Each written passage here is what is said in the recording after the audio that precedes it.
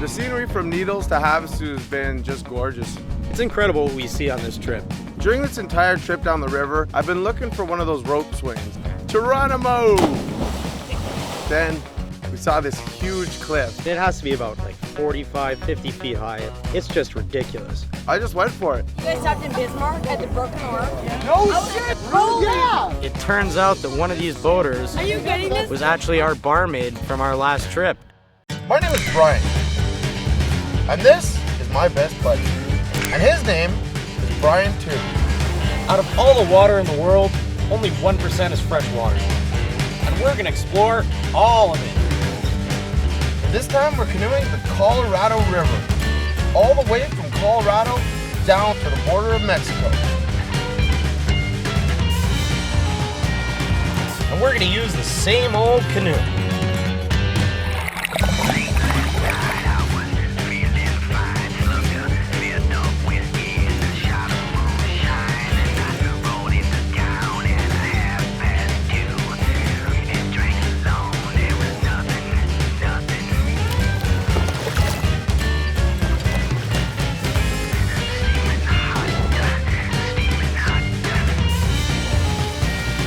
Think we're crazy? You're right. We're the Paddling Bryans.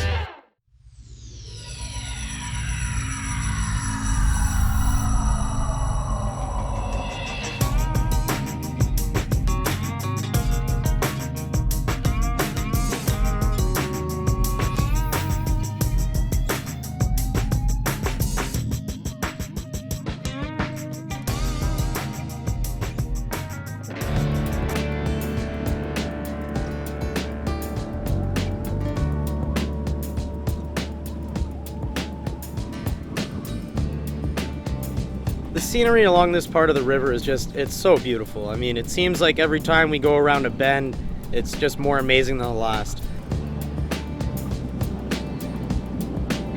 The scenery from Needles to Havasu has been just gorgeous. We're right in these canyons, rock face walls again. Even though we run through canyons often on this trip, you know, every time it changes slightly and it's just a new spectacular view every time.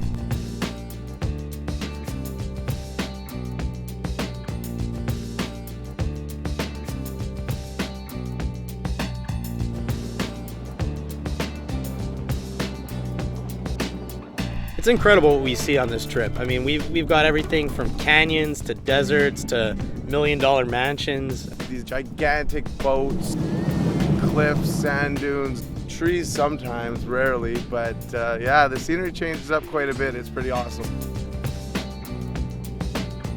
I know we complain about the heat a lot, but being out here on the water, right here, right now, that's where it's at. That's where we have to be. And you know what? Next one will be somewhere else. Right now, we'll deal with the heat. I'll take it. This place is awesome. There's nowhere else I'd rather be. During this entire trip down the river, I've been looking for one of those rope swings. You know those things tied off a tree, overbanked into the water, where the water just happens to be deep enough and you swing in. And finally, we find one. Look at it.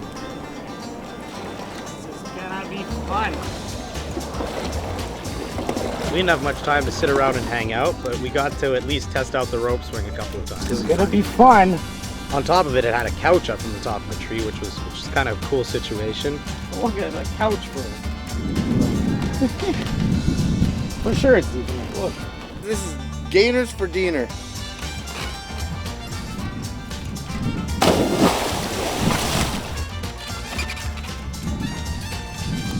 Oh, see that totally rope version. There's two levels to this rope swing, and of course Brian has to pick the higher of the two.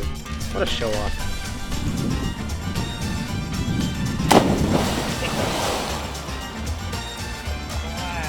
I took one of the swings on the rope swing, and I guess I kind of held on a little bit too long.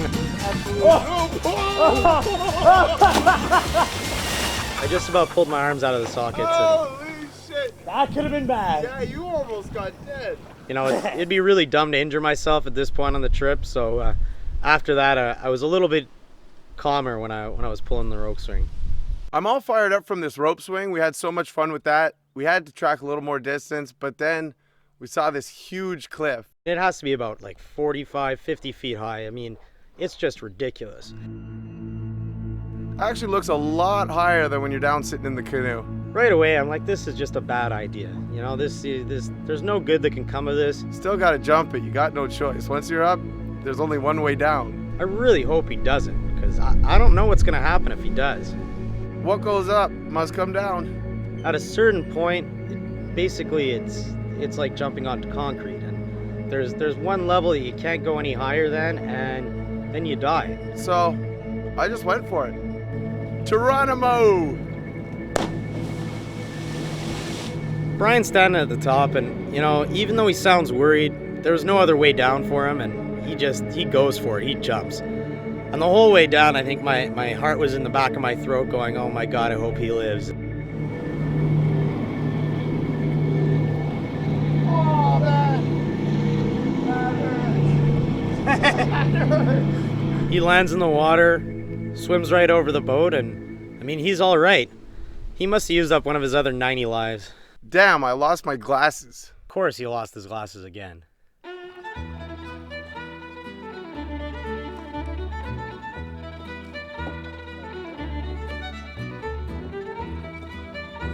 There's this great place on Lake Havasu called Pirates Cove. It's actually voted #1 amongst boaters for boat up bars. And so, yeah, we had to check it out.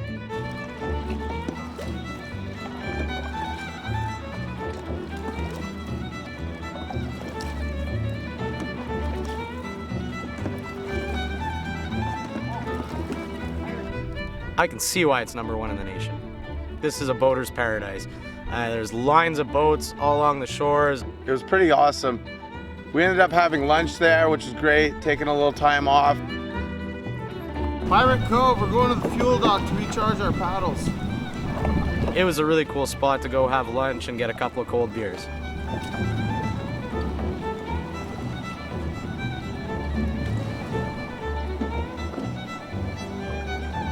It was a pretty cool situation. They got a pirate ship out. Well, naturally, Brian and I had to board the pirate ship, which when I jumped off, I lost my glasses again. I think he's on his third pair. Soon enough, I'm gonna duct tape them to his head. We actually ran into a herd of bighorn sheep. I've never seen those before in my life, and it's just like another really cool thing on the side of the river. There's no way I could catch one of those.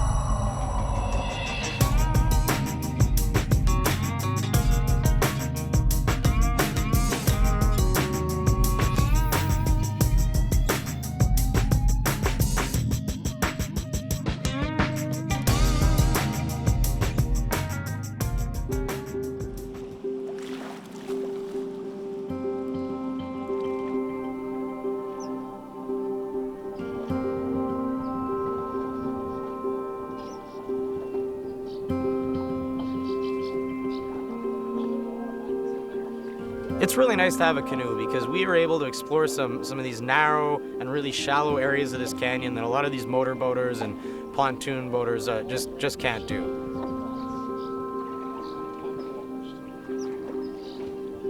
It's really beautiful in here, and it's nice too to get off the main traffic of the lake.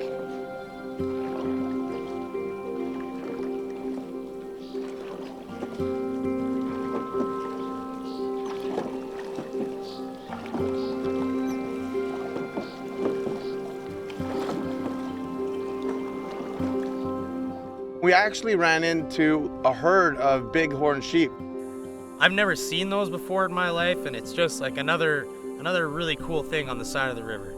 And it's amazing how nimble these animals are. They're huge and they just run up the rocks. I mean, I don't think I could get up the rocks in 4 times the time it took them to get up there, but they just rush right up it. I mean, it's amazing. Okay, last one to catch a goat's a rotten egg. Brian tried to jump in after them and catch one, but man, these things are way too fast for him. They're so skilled. They just bounce up and down them, and It looks like they're breaking their legs when they come down, and they'll run up in light speed. There's no way I could catch one of those.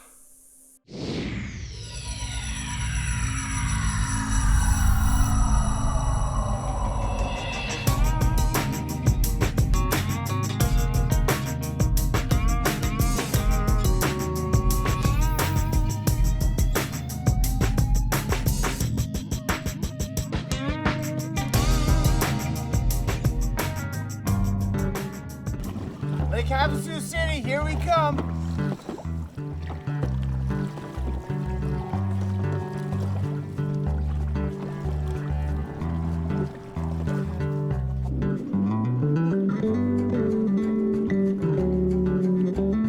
We're getting really close to Lake Havasu, and we can't wait to get there.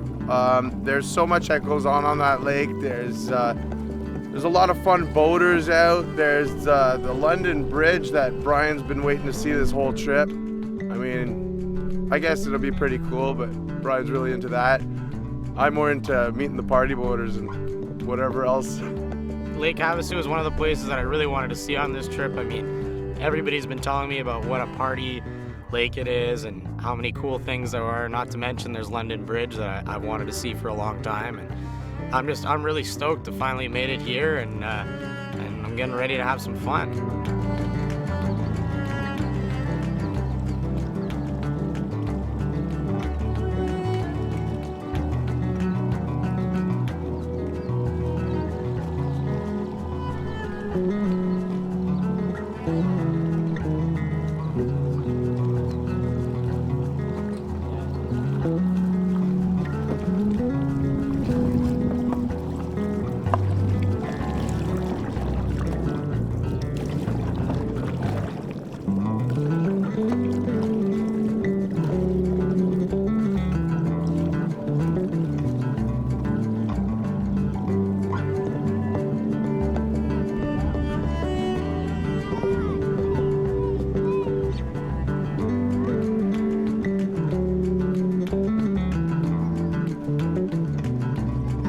It's really interesting at the headwaters of the Colorado River.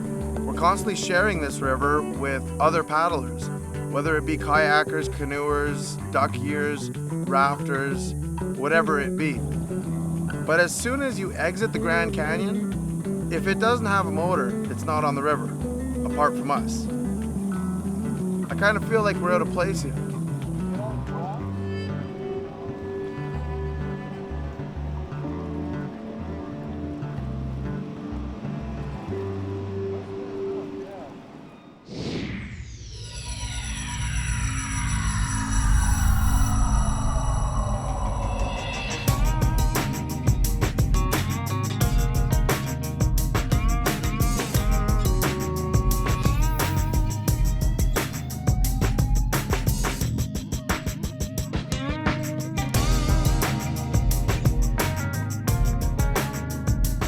Canoeing up to London Bridge it's so impressive. It's to see that thing, like I thought Brian was talking about this thing the whole trip and he's wanted to see it for so long, and I thought, okay, whatever, you know, I've seen pictures of it and no big deal, it's a rock bridge.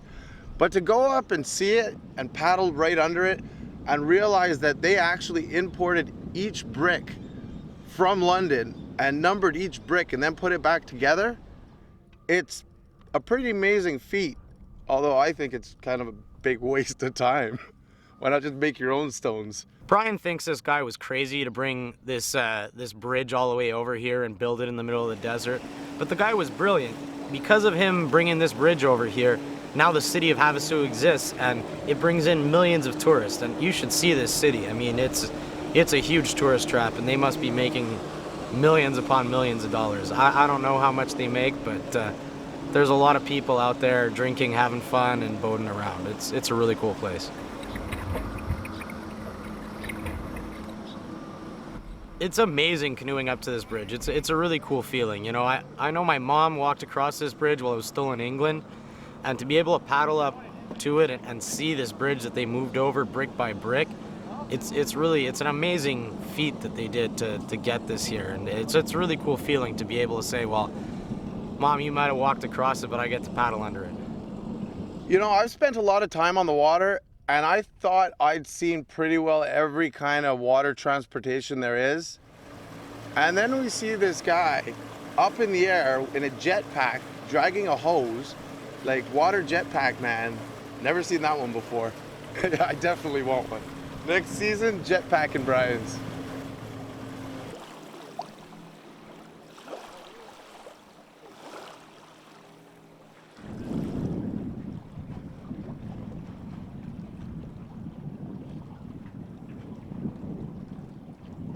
Brian and I like to meet people along the way, and we ran into these two really nice British girls. It's always nice to meet people, and how fitting is it to meet two British people just so close to London Bridge?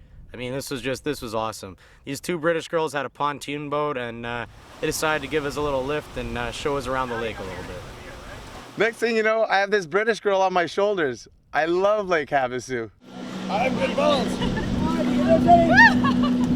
So we pull over and we're playing on the beach, and the girls want to have a chicken fight. Okay, 1, 2, 3. I'm just kidding. Jenny, you're so aggressive. What's wrong? Why is anyone falling? So it went on for a little bit, and I saw nothing was happening up there, so of course I had to push Adams over. I wasn't going to be on the losing team.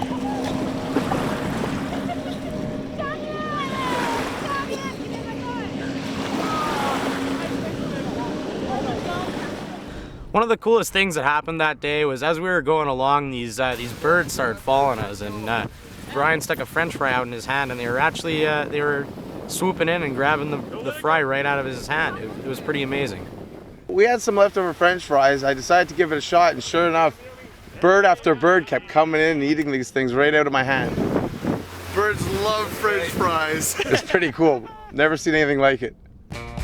Copper Canyon is one of those places that I just couldn't wait to see. All the locals had been telling us that, you know, if you want to hang out and really experience Lake Havasu, you got to go and party there for a little bit.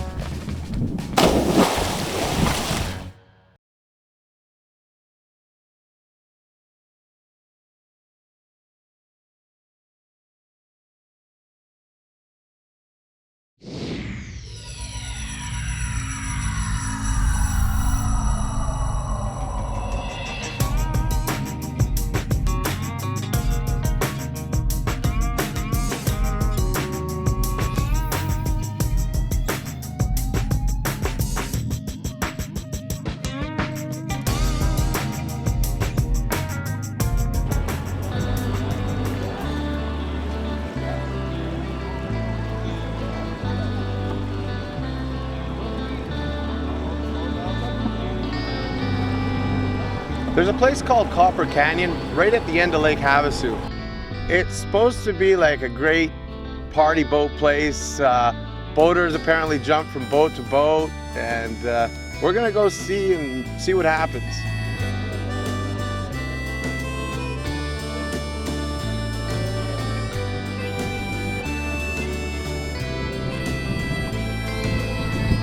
It's really amazing to see all these people out here. I mean, it's almost like there's a traffic jam on the river. There's so many boats out here. It's really a boater's paradise out there.